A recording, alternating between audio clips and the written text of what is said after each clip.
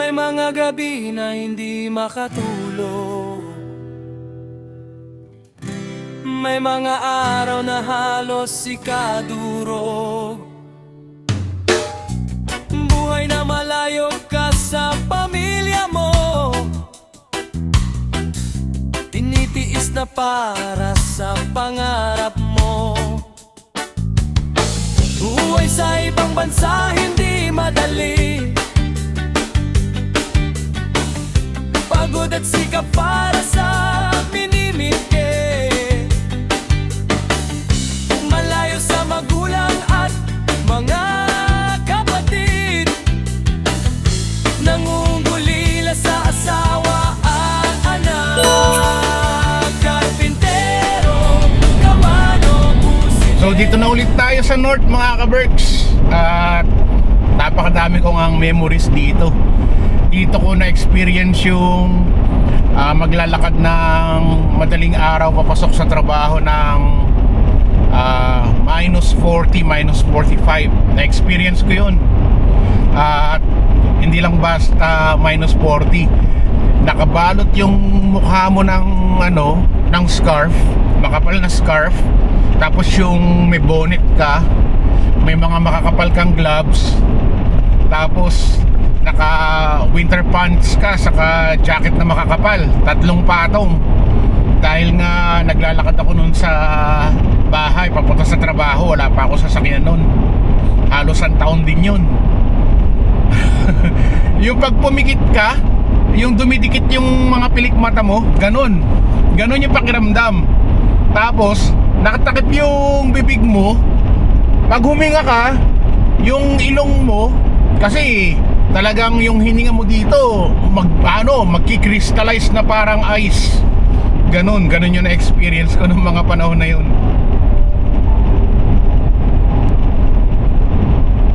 Grabe talaga yung mga panahon na yun. Pag naalala ko, nginingitian ko na lang eh. Akalain mo na napagdaanan ko yun. Marami nagtatanong sa inyo kung cook ka ba talaga, ba't ganyan ka magluto. Kasi yung niluluto ko talaga na pinapakita ko sa video, yun talaga yung mga style ko nung nandun ako sa Norman Wells at saka nandun ako sa Pilipinas. Na paano kung hindi kompleto yung sahog mo, paano kung wala kang mabili nito. Sa Norman Wells hindi kompleto ang mga gulay doon, hindi kompleto lahat ng mga gusto mong lutuin doon. Yung mga recipe mo na gustong gawin, hindi mo magagawa pag taga doon ka. Kasi nga maliit lang yung town, maliit lang yung store, hindi kompleto. So kung ano lang available, yun lang talaga yung lulutuin mo, yun lang yung gagamitin mo. Maski na nung nandun ako sa Pilipinas, nung nasa Pilipinas ako, pagka magugulay ako, magsisinigang ako na chicken, sige, may mga chicken yung kapatid ko nag-aalaga ng manok yung kapatid ko, mga labuyo, mga native na chicken. Uhuhuli kami ng isang chicken, tapos babalahibuhan natin yan, papakuluan natin ng tubig, sasalso natin doon. Tapos ako na rin yung maghihiwa ng chicken na yan, kasi lahat ng mga kapatid ko bata pa nun eh. Ako lang pinakamatanda. Kukuha lang ako ng salay o yung lemongrass. Igigisa ko yung lemongrass, sibuyas, tapos ilalagay ko na yung mga chicken na damihan ko ng maraming tubig para magkasya sa aming lahat ng magkakapatid. Tapos mayroong papaya sa paligid, dahon ng sili, malunggay. Lalagay ko lahat yung mga gulay na yan. Kahit punong-puno ng gulay yung na yan, yung tinola na yan, masarap yan sigurado. Kasi nga masarap yung native na chicken eh. Tapos yung mantika niya manilaw-nilaw eh. Ganon kasarap yung yung tinola pagka tinolang native na manok yung ginamit mo. Wala lang, na-share ko lang naman kasi nga ako lang mag-isa rito, wala talagang signal. At wala rin ibang dumadaan dito kundi ako lang mag-isa. Anong oras na? 8:30 na, 6:30, 2 hours na akong nagda-drive. Siguro ang mga dumaan 3 pa lang. For 2 hours na pagda-drive ko, 3 pa lang nasalubong kong sasakyan.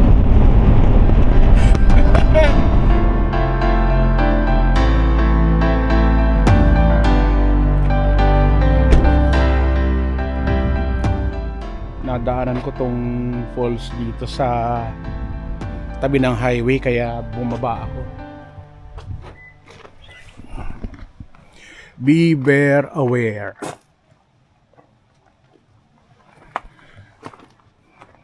Warning.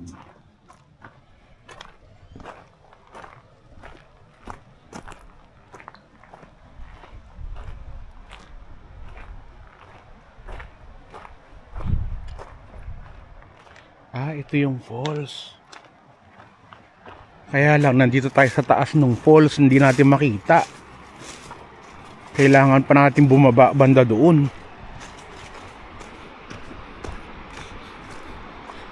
Ayan oh.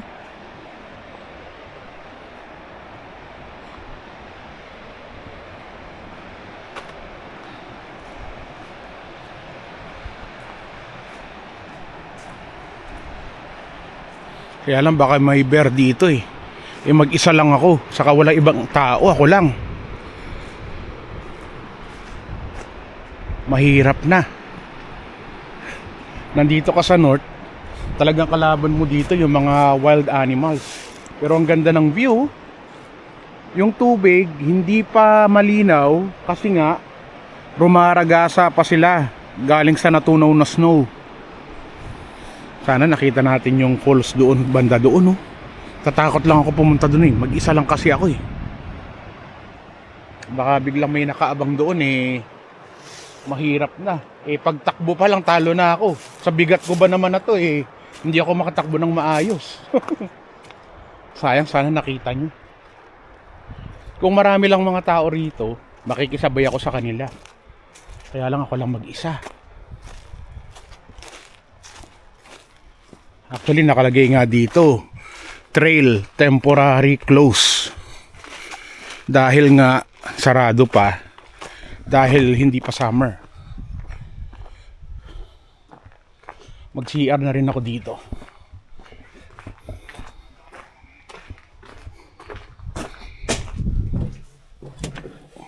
Walang bear, okay.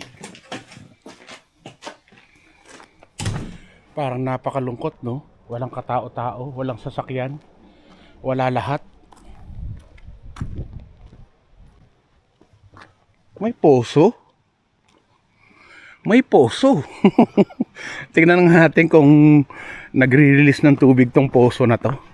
May poso dito. Paano to? Ganun.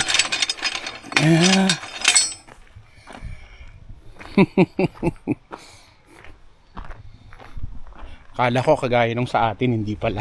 Iba pala. Meron ako naririnig na mga hayop eh. Parang mga wolf. Parang may mga umaalulong na wolf dito. Marami rin kasi mga wild wolf dito. Mga bear nga. Ayan, nandyan mismo sa ano nila, sa sign nila na bawal yung mga yun. Or mag-iingat ka sa mga yun. Kasi hindi ka sasantuhin ng mga yan. Hindi biro yung mga yan. Ewan ko ba yung mga turista sa Banff, nilalapitan nila yung mga bear. Hindi nila alam pag inatake sila ng mga bear eh. Anyway, isa ako sa mga bear, kaya hindi ako atakihin ng mga bear. Sinilaki ko sila. Tara, biyahe na ulit tayo. So paglagpas ko doon sa kabilang side, meron pala rito isang side. At nandito pala yung mga kainan, table set na bench. So sabi ko, baka dito pwede natin makita yung falls.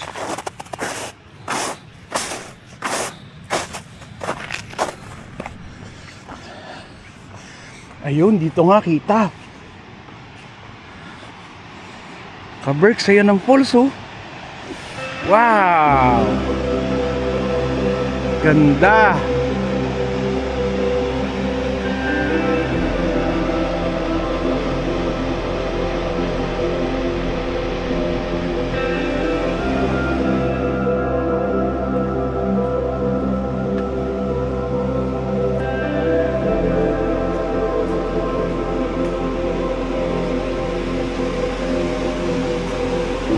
Wow!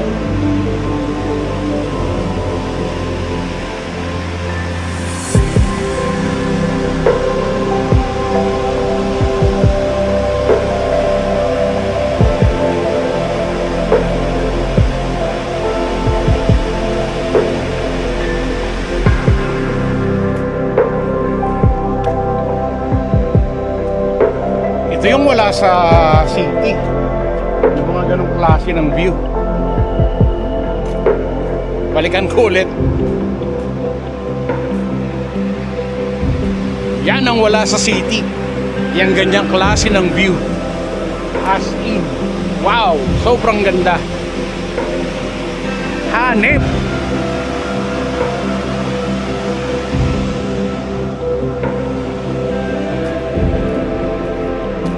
Ganda. Walang tao. Kakatakot. Tara na. Biyahe na tayo papuntang Yellowknife. Na-delay na yung ating biyahe.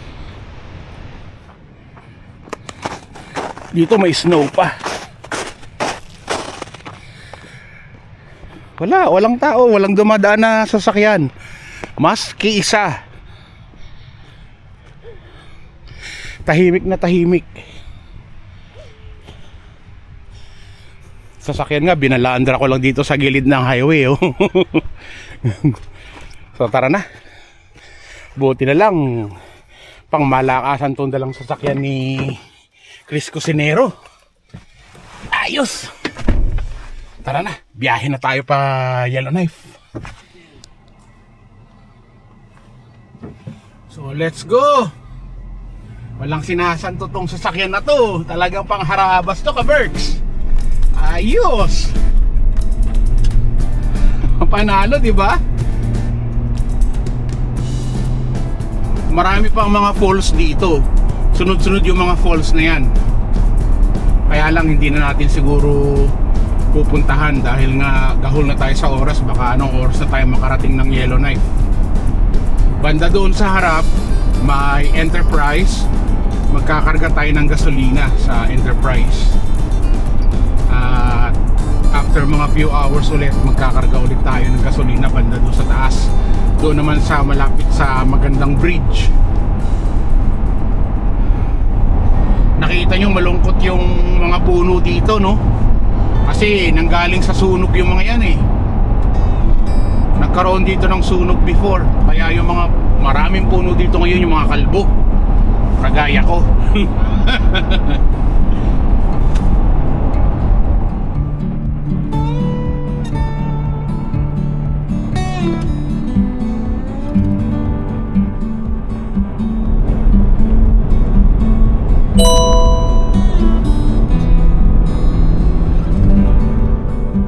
So dito na tayo magagaas. At syempre iba na rito, hindi na nilalagyan ng card.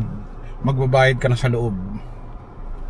So magbabayad lang muna ako ng gas sa loob. Hello. Hello. I'm just going to pay a $100 regular gas, please. Okay. We have no more prepaid. Do you just want to leave Can I pay cash? Yeah, you can just leave cash here. Yep. Regular, okay? Number 3. Number 3. Thank you. You're welcome.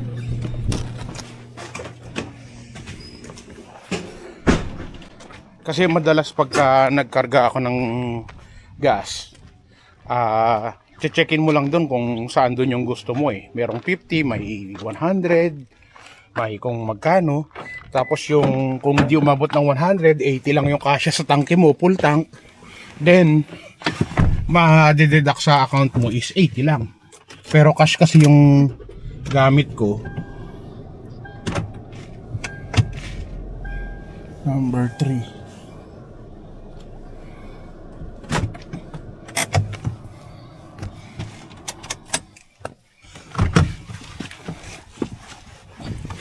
So dito tayo sa number 3.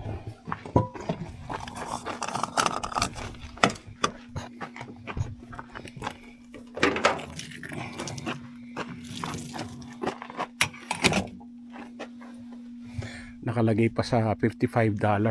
Di pa niya sinet sa 0. Naka 55 pa eh.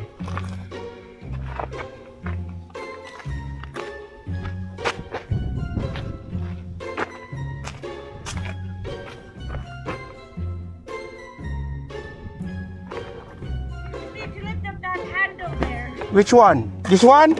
Oh, okay. Thank you. Oh, di ba? Tanga-tanga lang.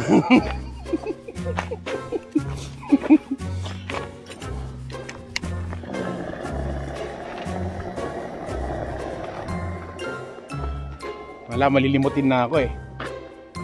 Dito ko ako nagpapagas pag napupunta ako ng Edmonton dati. 4 years ago, 5 years ago. Oo nga pala, nakalagay pa nga dyan, oh, lift. Hindi siya right, lift siya, lift.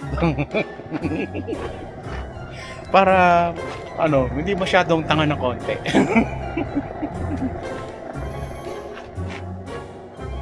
Sigurado mas mahal yung gasolina rito. Ang problema, walang nakalagay kung magkano yung gas. Basta magkarga ka lang dyan, up to 80 bucks.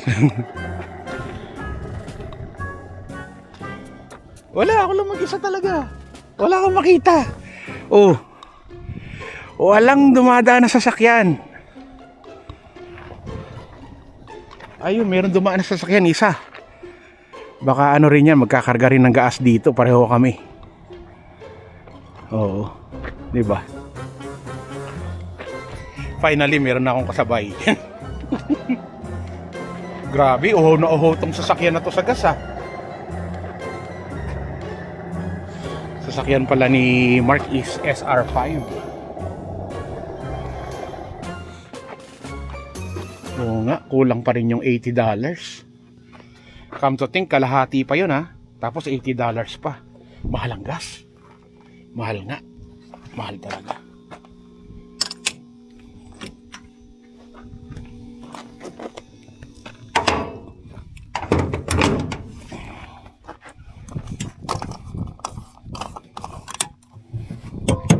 Diba? Hindi na kailangan ng susi. Ayos! So tara na. Biyahe naman tayo ngayon sa Port Providence. Port Providence, magkakarga ulit tayo ng gasolina. Pagkatapos dire-diretso na tayo sa Yellowknife. So magkano yung nagastos ko mula Calgary hanggang dito na gas? Merong 180 yung una kong gas. Tapos merong 70, may 60, may 40, tapos merong 100. Siguro mga tatlong 100. So 3, 4, 5, 6, 700. Nasa 700 na yung gasolina na nagastos ko. Hindi pa kasama yung gasolina sa Port Providence papunta na ang Yellowknife. At kailangan full tank doon kasi wala na ang gas station susunod doon. Hindi ko alam kung magagamit ko tong jerrycans ko. Merong jerrycan dyan na pula. At kailangan lagyan ng gasolina. Baka maubusan ka ng gasolina papunta mo ng Yellowknife. Kasi nga wala na ang station ng gas doon. Ewan ko. Hindi ko na maalala kung meron ba o wala sa tagal na yon. Anyway, diretso na tayo sa Yellowknife. Pero kung ang sasakyan nyo, pag full tank na gas, umaabot ng 400 kilometers, hindi nyo na kailangan na magdala ng jerrycans. Kasi maraming mga gas station dito bago umabot ng empty yung inyong sasakyan. So makakapag-refill kayo ng gas. So wag na kayo magdala ng jerrycans. Unless mula dito sa Enterprise or Port Providence hanggang sa Yellowknife. Yun, so tingnan natin. Tara, biyahin na tayo. Yan nga yung signboard, Enterprise, High Level, saka Yellowknife.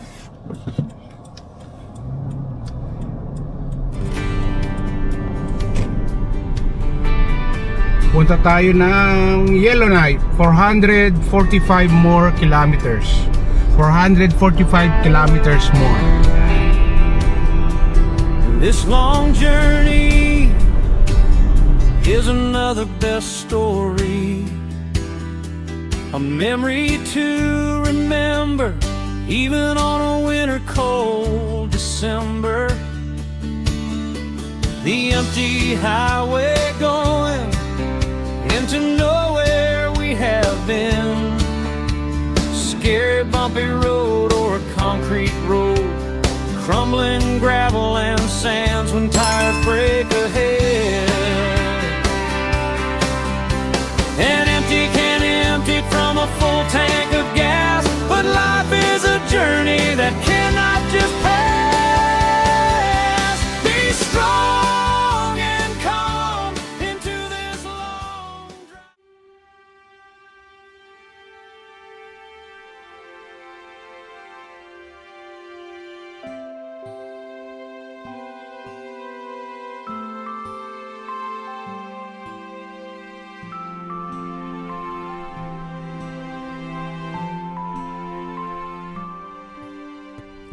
So, bago tayo dumiretso ng Port Providence, dumaan muna tayo dito sa Day Point Park.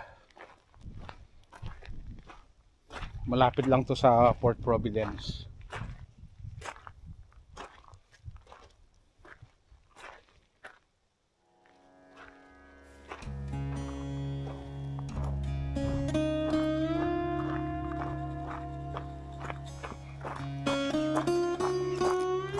Dito sa north, marami pang snow.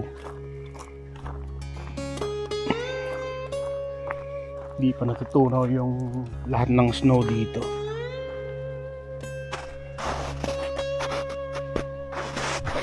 Ay, lalim pala rito.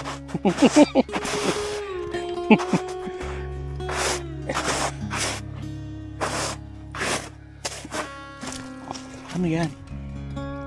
Ebak ba yan? Fresh na fresh pa.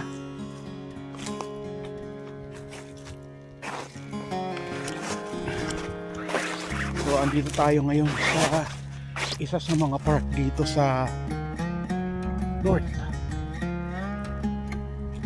Dito talagang ganito yung mga park nila. Walang tao. Untouched lahat. Wow. Kita nyo yan, oh. Ganda.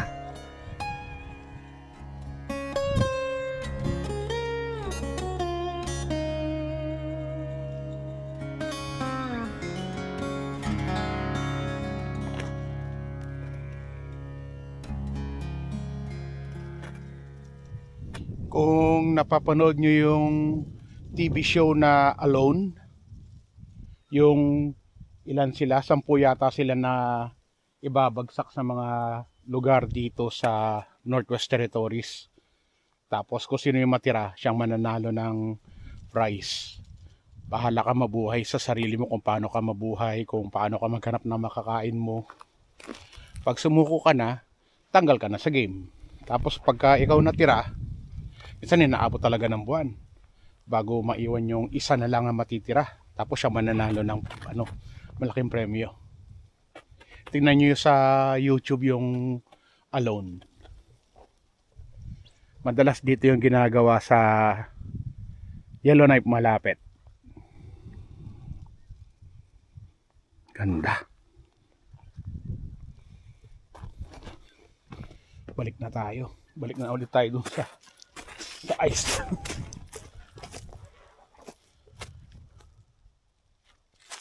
Saan ba ako dumaan? Doon lang ulit tayo dumaan. O mas maganda yata dito. O dito na lang tayo. Ayos. Gusto nyo bang makita ko anong itsura niyan sa loob? Hindi ko rin alam kung anong meron dyan sa loob eh. Siguro para walang lamok. Kasi parang naka-screen siya eh. Silipin natin.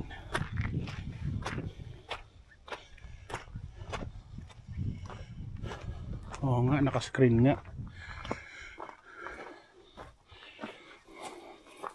Tapos may CR doon, may tapunan ng basura doon. Bawal mag-camping or bawal mag-fire dito sa loob.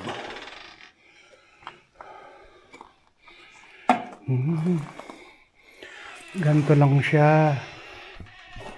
Sinisilip ko mabuti, mamaya may bahay ng putakte. Kasi pag may bahay ng putakte, ganito pala yung tsura nito sa loob.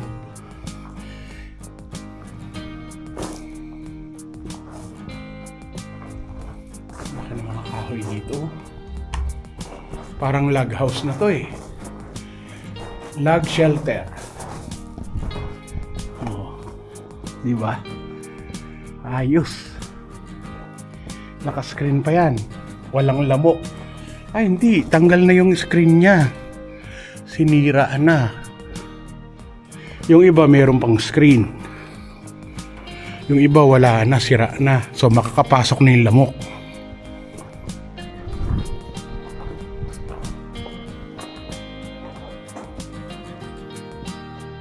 Pero ang linis na wala akong makita kasi isang basura. Meron ba? Konti. Pero malinis talaga.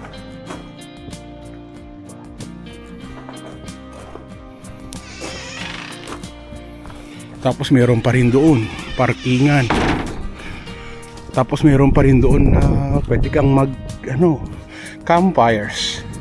All fires must be in designated fire rings. Basta basahin nyo na lang yan. Alam nyo nang pagdating sa Inglesan, bobo ako eh.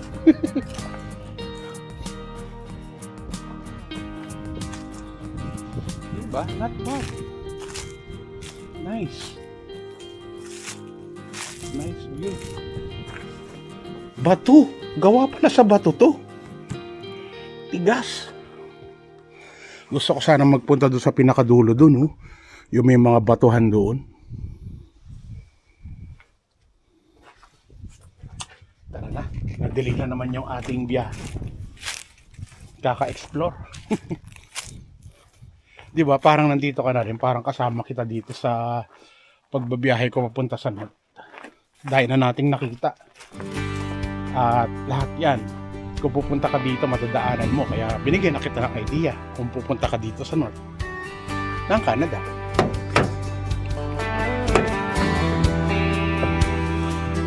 This long journey is another best story, a memory to remember, even on a winter cold December. The empty highway going into nowhere we have been, scary bumpy road or a concrete road, crumbling gravel and sands when tires break ahead. An empty can empty from a full tank of gas, but life is a journey that cannot just pass. Be strong and calm into this long drive alone. Be alive in presence of mind, so safely to go home.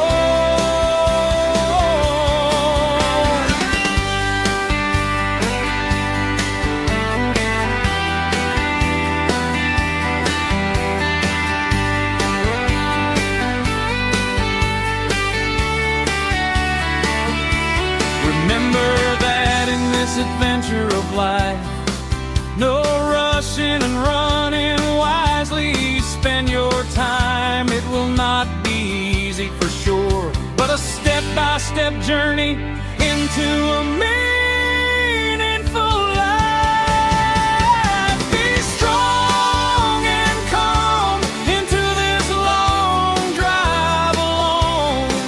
Be alive in presence of mind, so safely to go home.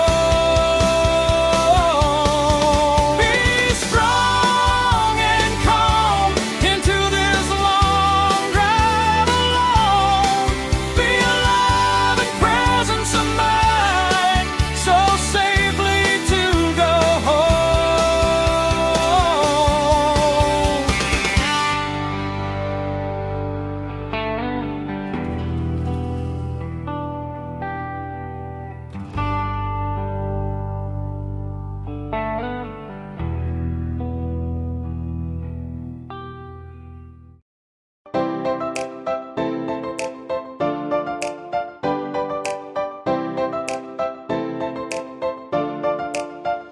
Ano man ang hamon ng buhay, palagi ka lang sumabay. Piliin mo laging sumaya. Kay Chris Cusinero panalo ka. Di lang pagluto at sa kusina, sa adventure ay kasama. Sa lugar na kakaiba, halika na.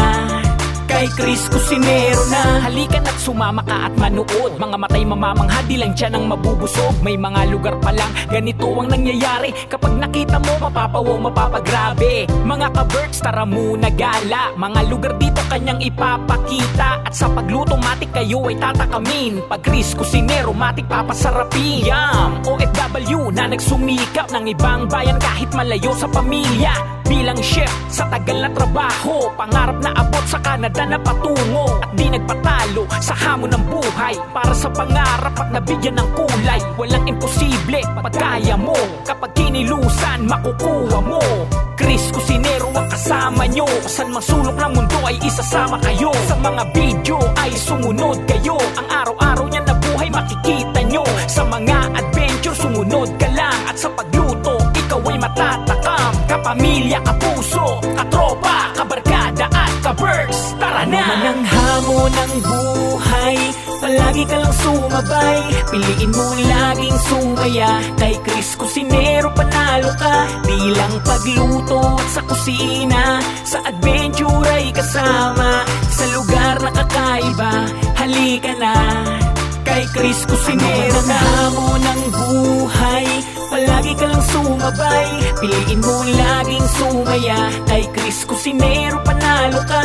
Di lang pagluto at sa kusina, sa adventure ay kasama. Sa lugar na kakaiba, halika na, kay Chris Cusinero na. Sa mga OFW na nagbibigay impormasyon sa gusto ng mga ibang bayan, para sa pamilya at para sa pangarap, walang imposible kung ikaw ang hahanap. Dito marami kang matututunan, kaalaman kay Chris Cusinero lamang. Siya ang patunay na makakaya mo, kung kaya niya ay mas lalong makakaya nyo. Di hadlang kung ano man ang meron ka sa buhay, huwag kang matakot, ikaw ang magbibigay kulay. Mga kapamilya at mga katropa, kahit sa ang video kayo ang kasama. Kabarkada at kaberks na lagi nandito at di nawawalang paborito sa pagluto.